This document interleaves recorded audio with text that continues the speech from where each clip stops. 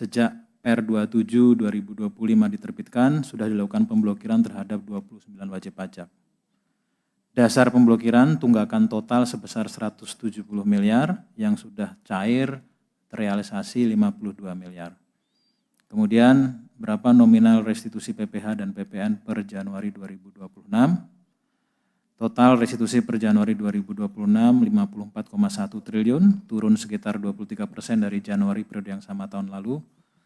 Untuk restitusi dari PPh non migas 15,8 triliun, adapun dari PPN dan PPNBM sebesar 37,37 triliun, dan pajak-pajak lainnya seperti PBB, PPh migas, dan pajak-pajak lainnya yang tidak signifikan totalnya sekitar 879 miliar. Pertanyaan berikutnya dari Mas Wildan, setelah 3 wajib pajak di Banten, apakah DJP akan menindak 40 wajib pajak yang lain? Ini kami tegaskan, kita tidak hanya case building terkait dengan sektor baja, tetapi juga sektor-sektor strategis lain yang memang tingkat kepatuhannya dan risikonya kita akses cukup tinggi. Jadi kita pastikan bahwa semua wajib pajak yang tidak memenuhi ketentuan perpajakan dan juga komoditas-komoditas di luar baja pun akan kita teruskan case buildingnya. Pertanyaan berikutnya ada 3 yang dari Mas Dendi Kontan terkait dengan Perdirjen 26 2025 penunggak pajak yang diblokir dan disita sahamnya. Saat ini masih menunggu pembentukan rekening untuk pemblokiran saham di Bursa Efek. Jadi akan tetapi berdasarkan data Cortex kami sudah melakukan pemblokiran atas 2 wajib pajak dengan total 2,6 miliar yang terkait dengan aset saham di bursa. Akan tetapi karena pembentukan rekening untuk penampungan penjualan saham tersebut masih dalam proses di Bursa Efek, maka kami belum bisa mengeksekusi, baru bisa diblokir saja, belum bisa dieksekusi untuk dilelang dan segala macam.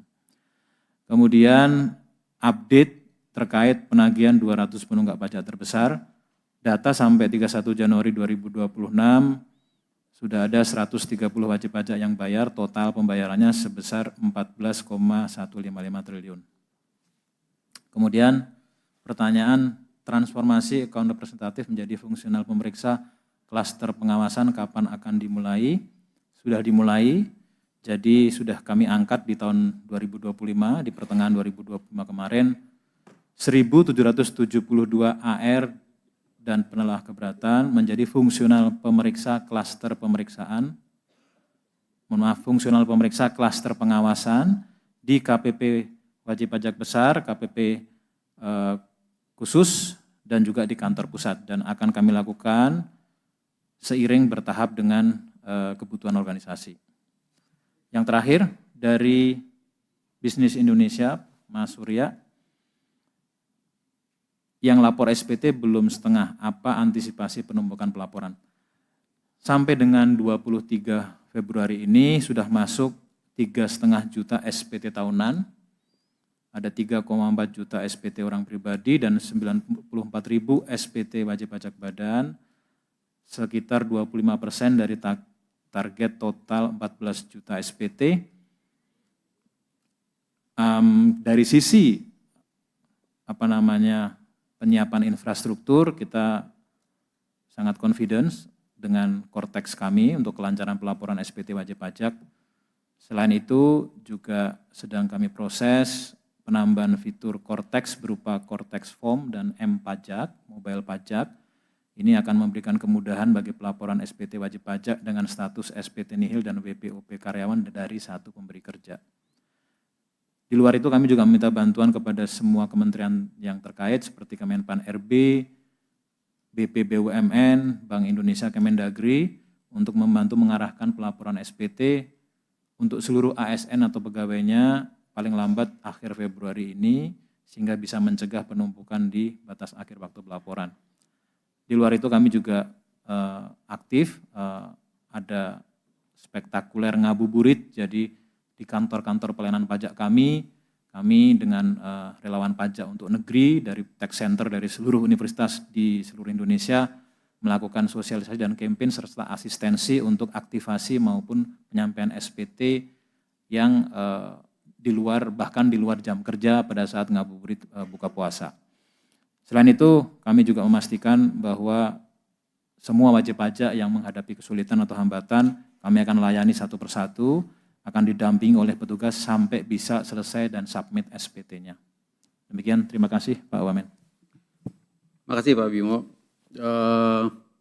Berikutnya nih Pak Rio. Ada Pak Rio tambahan? Ada tambahan yang tadi? Saya rasa cukup Pak, tadi dari Pak Menteri. Sampai tadi pertanyaannya yang Pak Menteri juga ya, PNM. Ya, Pak. Lalu kemudian Pak Asko, ada 2 pertanyaan tentang dana desa dan koperasi desa Merah Putih. Ya, makasih Pak Wamen. Izin Pak Menteri. Pertama dari Surya Bisnis Indonesia mengenai manfaat daripada KDMP terkait dengan pertumbuhan ekonomi. Jadi mungkin teman-teman sekalian kami sampaikan bahwa dana desa ini sudah diberikan sejak 2015. Jumlahnya 40-50 sampai T, dan di penghujung 2025 itu bisa sampai 60-70 T.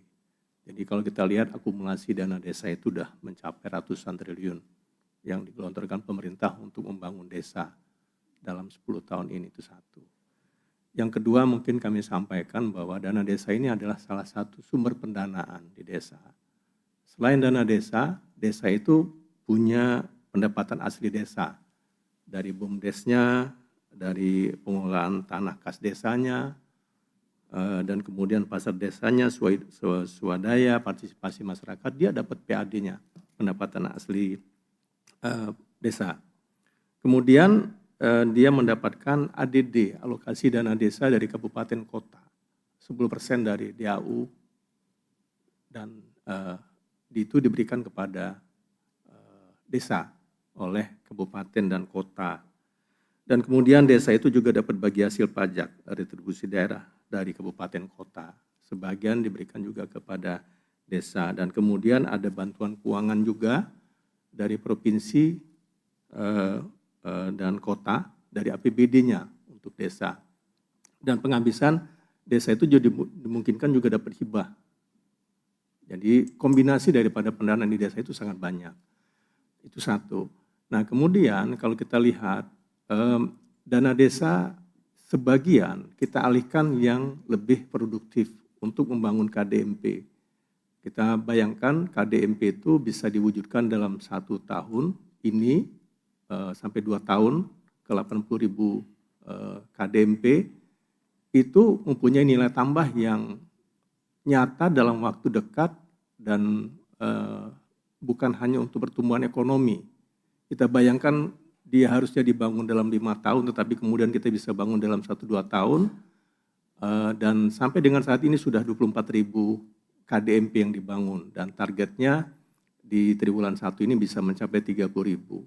Dengan 30.000 KDMP itu teman-teman sekalian, capital expenditure disampaikan Pak Menteri tadi bisa mencapai 90 T. Dan itu pasti akan memacu pertumbuhan ekonomi kita di Q1 2026 yang tidak pernah terjadi pada waktu sebelumnya untuk kegiatan pembangunan di desa. Dan on top dari pertumbuhan teman-teman sekalian, KDMP ini kemudian akan menyerap tenaga kerja, akan banyak dipekerjakan untuk membantu pelaksanaan KDMP. Jadi di desa tenaga kerjanya bisa dipakai. Dan kemudian yang pasti kalau itu jalan, kemiskinan dan pengangguran juga akan berkurang di desa. Jadi ini yang mungkin kita tahu dalam waktu percepatan, dalam waktu 1-2 tahun, manfaat KDMP ini kalau kemudian bisa dijalankan maksimal, akan memacu bukan hanya ekonomi di desa, tetapi juga ekonomi nasional. Nah, yang kedua yang ditanyakan oleh Maulana mengenai pendanaan untuk dana desa di 2025, kita tahu dengan progres harapan kita 30.000 KDMP akan selesai di triwulan 1 2026, kami sampaikan teman-teman sekalian, sesuai dengan ketentuan ini akan diaudit oleh BPKP dulu, diverifikasi. Kemudian pendanaannya akan ada grace period sekitar 6-12 bulan untuk kemudian akan dicicil oleh dana desa dalam waktu selama 6 bulan. Jadi ini yang kemudian kita kombinasikan antara pendanaan dengan investasi yang dalam waktu singkat kita bisa wujudkan di desa. Mungkin itu teman-teman media. Pak Wamen, makasih.